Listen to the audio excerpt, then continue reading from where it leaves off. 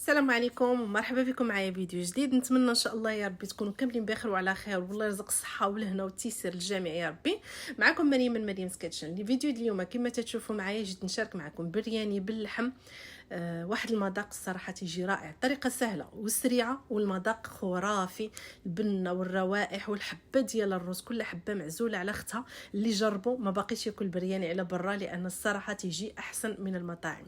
عندنا اللحم، طرطفات ديال اللحم يكونوا مقطعين صغار، ومن الاحسن يكونوا بالعظم ديالهم باش تيجي اللحم بنين وعطينا البنه حتى في الرز ديالنا. عندنا تقريبا 900 غرام ديال اللحم، 5 ديال الدريسات ديال الثومه، طريف ديال سكينجبير طري، ضروري سكينجبير طري تعطي مذاق زوين بزاف هذه الوصفه. عندنا المعدنوس، وعندنا الفلفله الحاره، يعني البرياني معروف الحار، مليحه التوابل ديال البرياني ديال اللحم، وعندنا الياغورت الطبيعي. اي طحانه درت 5 ديال الدريسات ديال الثومه، يعني تقريبا كل كيلو ديال اللحم تندير مع 5 دريسات ديال الثومه. ديال الطريف ديال السكينجبير طري يكون كبير واحد شويه، يعني باش يجي المذاق ديالو باين. زيد شويه ديال المعدنوس، تفكرت النعناع تا مشيت جبت عريشات ديال النعناع تا هما ضروريين تيجيو زوينين بزاف. وعندنا الفلفله حاره، يعني شميتها حاره بزاف، كنت غندير غير نص وقلت لا غادي نديرها كلها. بالنسبه اللي ما تياكلش الحار يقدر يستغنى عليه، ولا على حسب الوليدات صغار ما يديروش، يخلي مثلا يديروا صلصه حاره ويرافق فيها بها من بعد. زدت هنا 3 المعالق كبار ديال الياغورت طبيعي صافي، وغادي نخلطوا المكونات اللي عندنا كامله.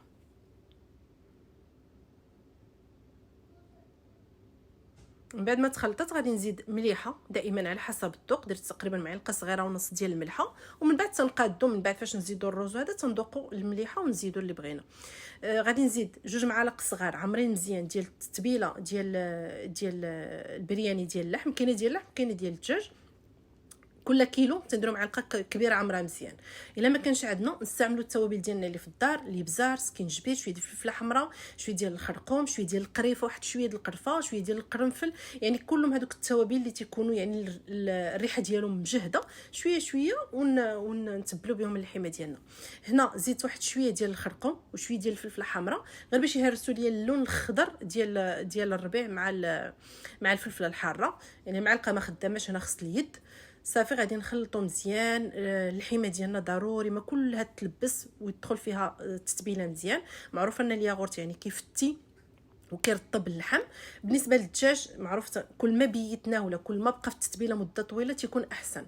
بالنسبه للحم ساعتين حتى ل3 سوايع كحد اقصى كافيه باش نطيبوا اللحمه ديالنا. صافي غطيتها دخلتها للثلاجه.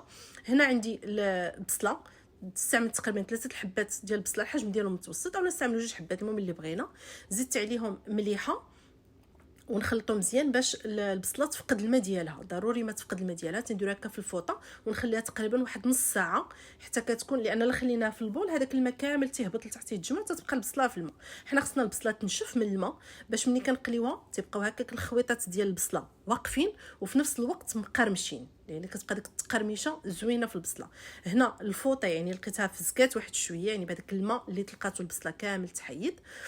من بعد غادي نزيد هنا واحد معلقه كبيره ديال النشا، حتى هي كتعاون ديك التقرميشه ديال اي حاجه تنبغيو نقليوها. ملي تندير معاها النشا تعطي واحد التقرميشه زوينه. درت تقريبا معلقه كبيره تنخلطها مزيان وعاد ندوزو نقليو البصله ديالنا. البصله الا ما فقداتش الماء وقلينا هكاك بالماء ديالها، ملي كديروها التقله تطلق هذاك الماء ديالها وتتحمر، ولكن تتبقى رطبه ما تتبقاش يعني مقرمشه والخويطات ديال البصله واقفين. يعني ملي تنحيدوها من الزيت واحد شويه تتلقاها صافي بحال هبطات. بهذه الطريقه هذه تتبقى البصله مقرمشه، العويدات هكا واقفين ديال البصله، وتقدر تبقى لك حتى مده طويله. تندوزو نقليو البصله ديالنا في الزيت، دائما الزيت ما يكونش حامي بزاف، يلاه يعني بدا يسخن الزيت.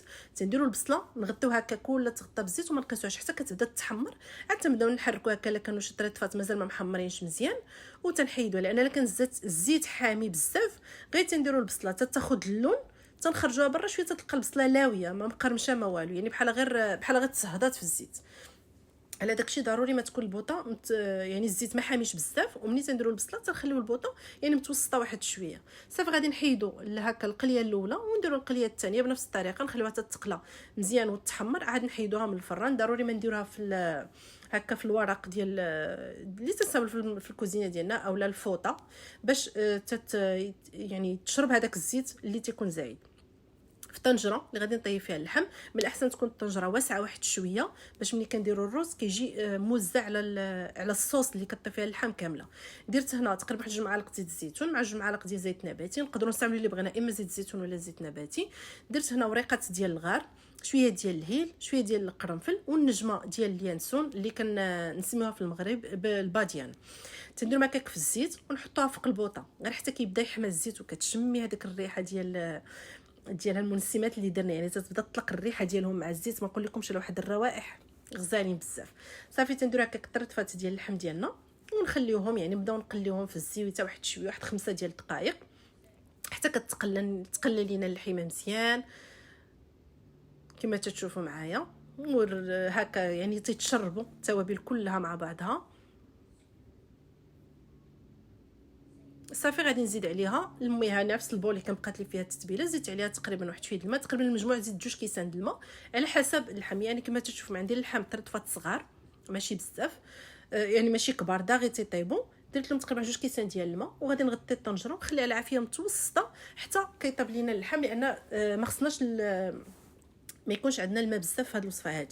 عندنا الرز، دائما الرز اللي تكون حبه ديالو طويله شويه وتيكون شفاف تيكون زوين بزاف. غسلته تقريبا 3 الغسلات حتى كيصفى عليه الماء مزيان، من بعد كنغطي عليه الماء ونخليه واحد نص ساعه مع حبيبات مع طرطفات ديال الثلج اولا الماء يكون بارد من الثلاجه باش الحبه ديال الرز ما تتعجنش. هنا المليح الماء اللي غادي نسلق فيه الرز درت فيه مليحه، درت واحد شويه ديال المنسمات، شويه ديال ورقه الغار، شويه المهم اللي موجود عندنا، درت شويه حبات القزبور، حبيبات ديال اليبسار. صافي وتنديروا الطنجره في البوطه حتى كيبدا يغلى لينا الماء. قلبنا اللحيمه ديالنا لقيناها طابت. هنا انا كنت اولا غادي نزيد معها شويه ديال الحمص. ملي لقيت اللحيمه طابت صافي درت معها غير البطاطا نخليها طيب، والحمص درتو سلقته بوحديته مع الماء في طنجره واحده اخرى. صافي نغطيو على البطاطا حتى تبدا كطيب وتنزيدوا هنا الرز ديالنا. الماء ضروري حتى يبدا يغلى، ما يكونش الماء بارد باش الرز ديالنا ما يتعجنش.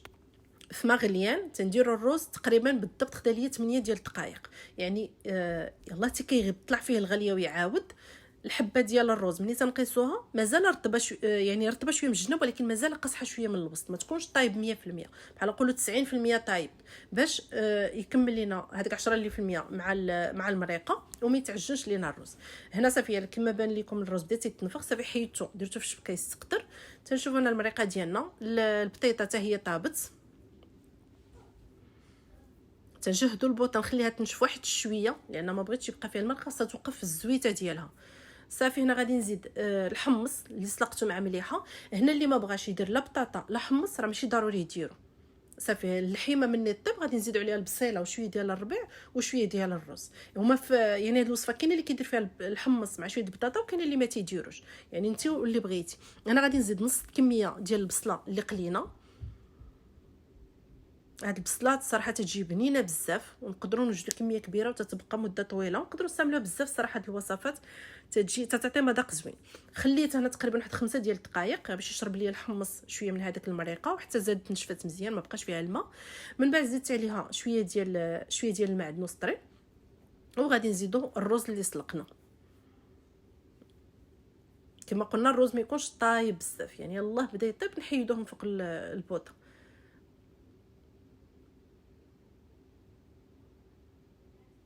وضروري يكون الطنجره كما قلنا واسعه باش كما تشوفوا يعني الرز تيجي موزع، يعني موزع كامل يشرب لينا هذيك الليدام اللي تيكون لتحت والبنه ديال اللحيمه. صافي نزيدوا شويه ديال المليحه، انا دقت الرز مازال مسوس واحد شويه. نزيدوا شويه ديال الملح كما تقولوا دائما على حسب الذوق. غادي نزيد تقريبا شويه ديال البصله، يعني الاغلبيه نخلي غير واحد شويه اللي نزيدوا من بعد فاش نبغي نقدم البرياني. صافي خليت واحد شويه وغادي نزيد شويه ديال هنا عندي ورقه ديال النعناع تقريبا واحد 5 6 د ورقه النعناع هما اللي قطعتهم، تعطي واحد الريحه والطعم زوين بزاف. وعندي شويه ديال المعدنوس حتى هو من الاحسن تقطعوا حتى الوقيته اللي كتبغي تستعملو تيبقى داك المذاق ديالو باين مزيان. هنا عندي شويه ديال الزعفران شعره، درت مع شويه ديال الماء طايب تقريبا 2 معالق كبار ديال الماء طايب، وخليته تقريبا واحد 10 دقائق حتى كيطلق مزيان.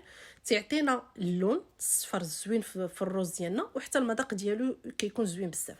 غادي نغطي على الرز تنخلي 10 ديال الدقائق على عافيه قليله مهيله بزاف. من بعد غادي نطفي البوطه كنعاود نغطيه هكا بشي فوطه ونخليه تقريبا على الاقل نص ساعه، يعني ما بين نص ساعه حتى لساعه المكانه. هنا غادي نوجد الصوص اللي غادي نرفقه شي حاجه اللي كتبرد الحروره ديال البرياني. درت حبه ديال الخيار اللي حكيتها هكاك في الحكاكه الرقيقه، تنحكها مزيان. زدت عليها 2 معالق كبار ديال الياغورت الطبيعي اولا اللبن، حتى باللبن كتجي زوينه. الا بغينا نديروا اللبن حتى نقدروا نديروها. انا صراحه هاد الشلاضه تنديرها مره خصوصا في الصيف تجي صراحه زوينه بزاف.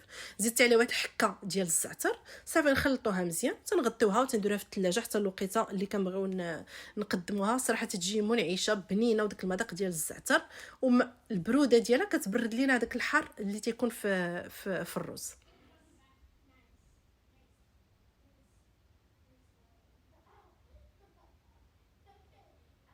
ملي تبغيو نقدموا الرز ديالنا تنديروا هكاك في زليفات. وهو الرز ديالنا تقريبا دازت نص ساعه، يعني ضروري ما نخليوه يرتاح في هذه الفتره هذه باش الحبه ديال الرز كتعزل على اختها. ضروري ما بين نص ساعه حتى لساعه المكانه، وتبقى شاد السخونيه ديالو كما تتشوفوا معايا. يعني الرز طايب، الحبه كلها معزوله على اختها، والروائح اللي طالعه ما نقول لكمش الصراحه. واحد الطبق اللي بنين بزاف ويستاهل ان نجربوه. ماشي تنشكر في راسي، ولكن اللي كلاوه قال لك احسن من المطاعم، لان الصراحه جاب بنين بزاف.